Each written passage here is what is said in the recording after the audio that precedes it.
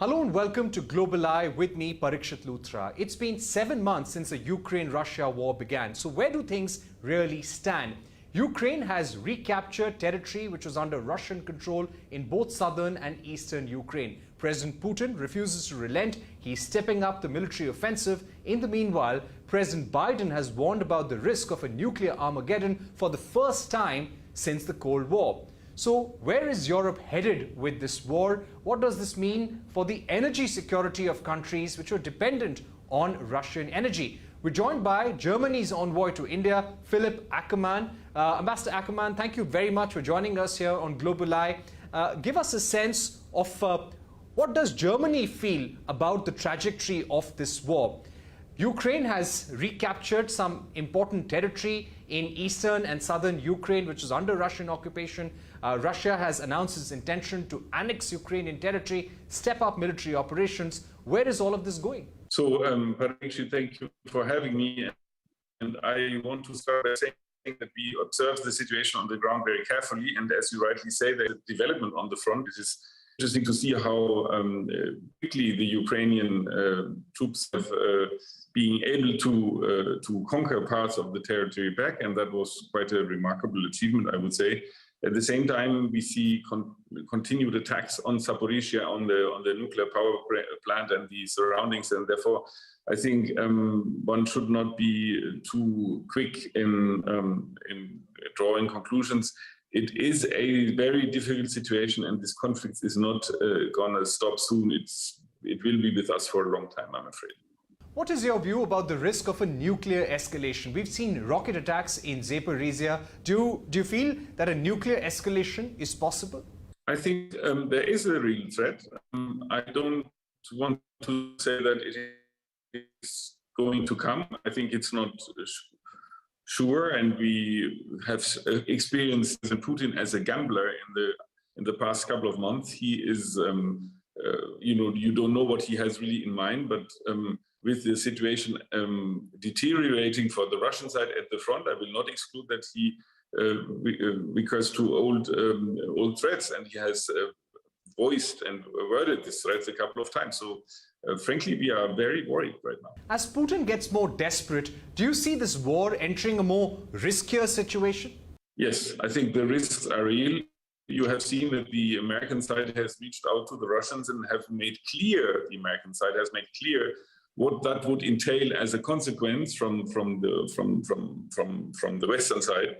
So I hope that the Kremlin understood this message loud and clear, that if they escalate, it comes at a tremendous cost also for them. So I still hope and pray that this is not going to happen. But I have to say, after our experience of the last couple of months, we expect, the worst, basically. So let's keep our fingers crossed that it's not going to happen.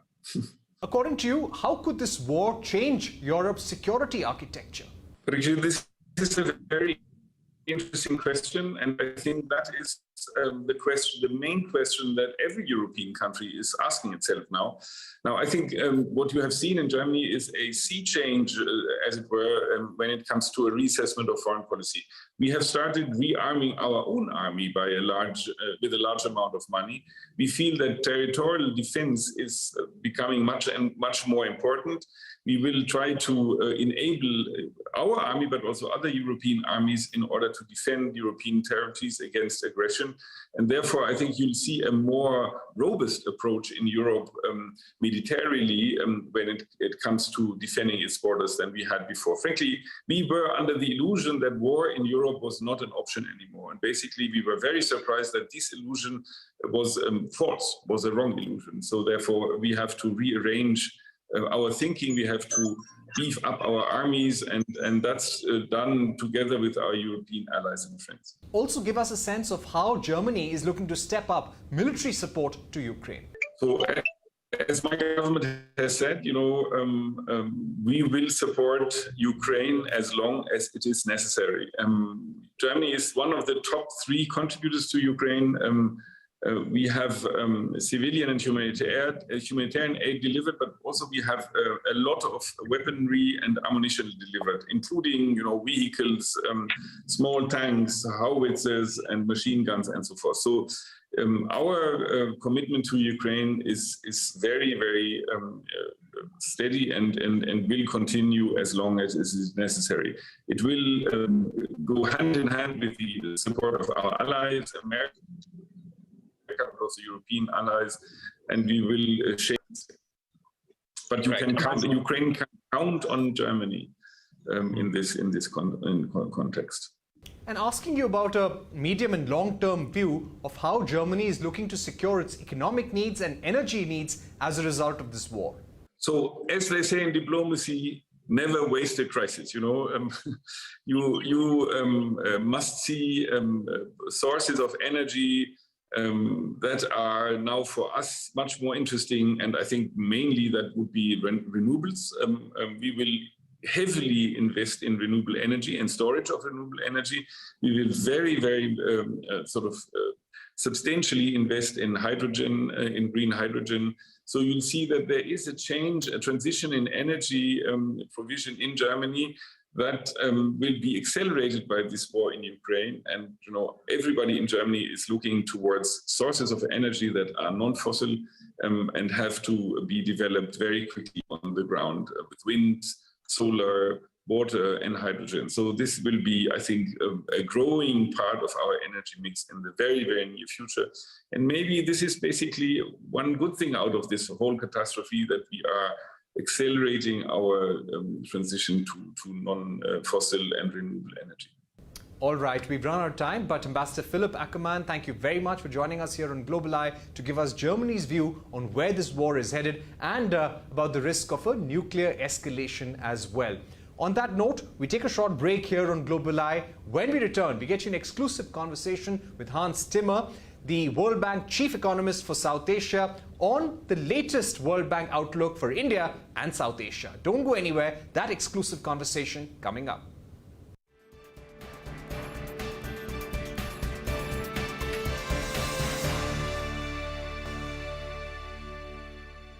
Welcome back. You are watching Global Eye. Time now for a CNBC TV 18 exclusive. Lingering scars of COVID-19, a global slowdown, war in Ukraine, an economic crisis in Sri Lanka and floods in Pakistan are among the unprecedented combination of shocks for the South Asian economy.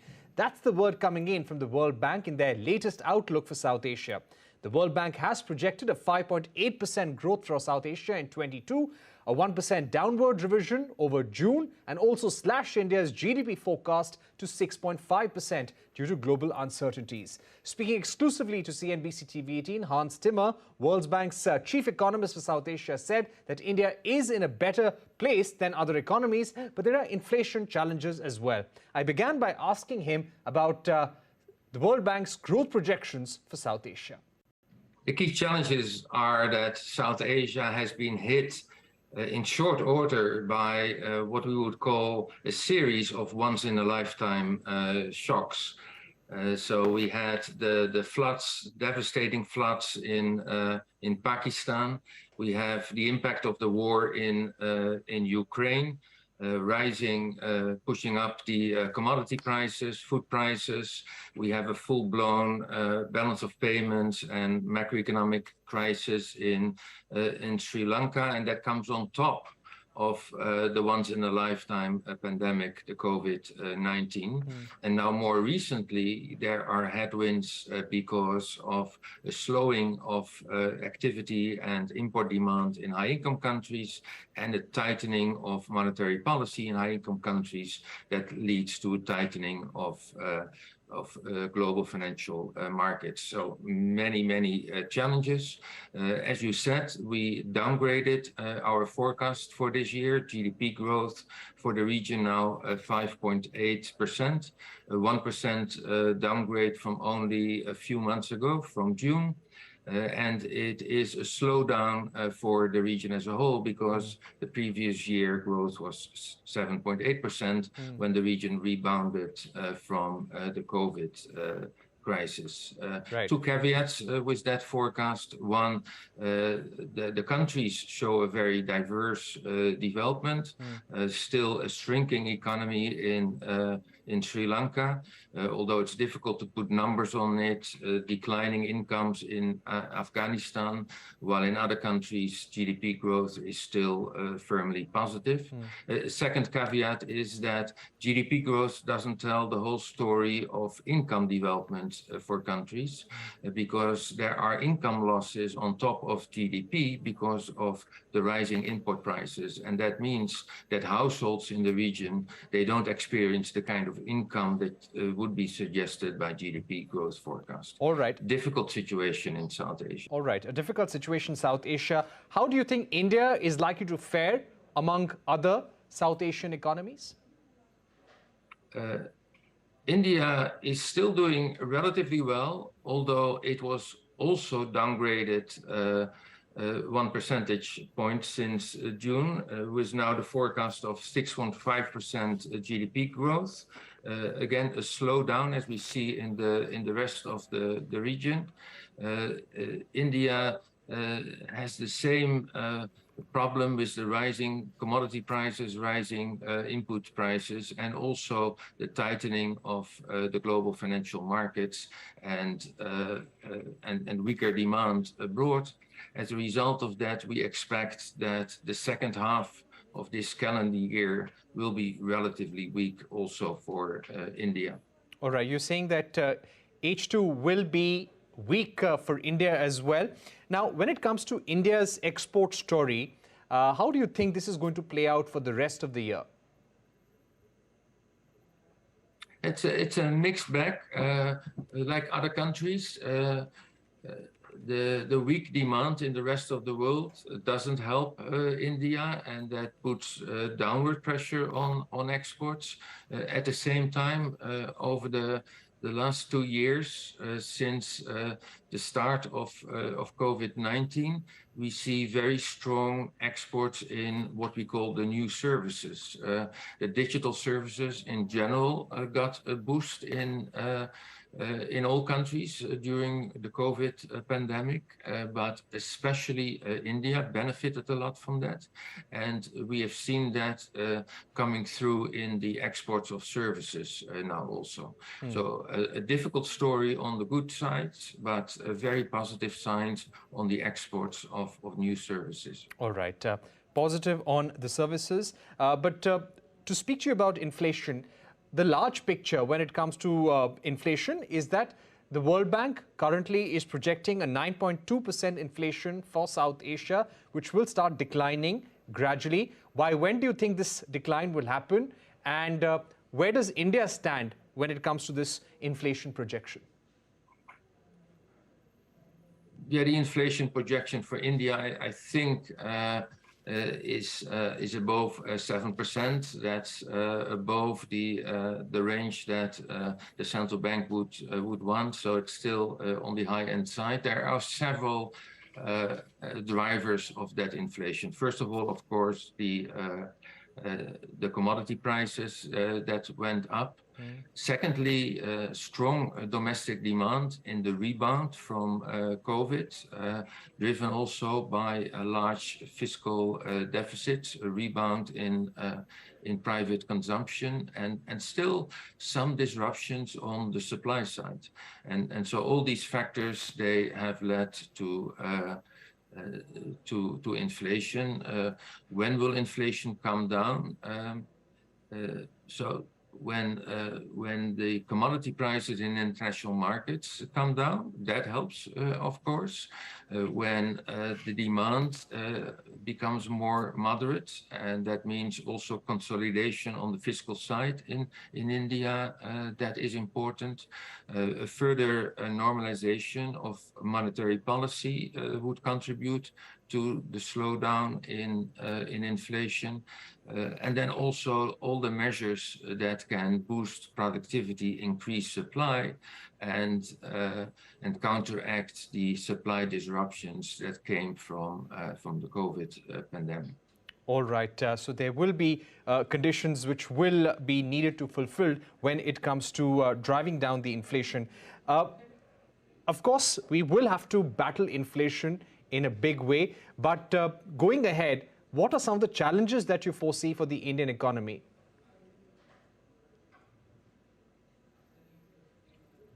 I think the current situation that we just discussed is one of the main challenges, and how to deal with inflation, how to make sure that you have the proper reaction to inflation, avoiding wage price spirals, making sure that the price signals are still working in the economy. And so that means no price subsidies, but direct income subsidies. And India has made great progress in expanding its social protection system since COVID-19, making sure that you don't rely too much on export bans, as we have seen recently, because that can backfire. So that's a big challenge for India.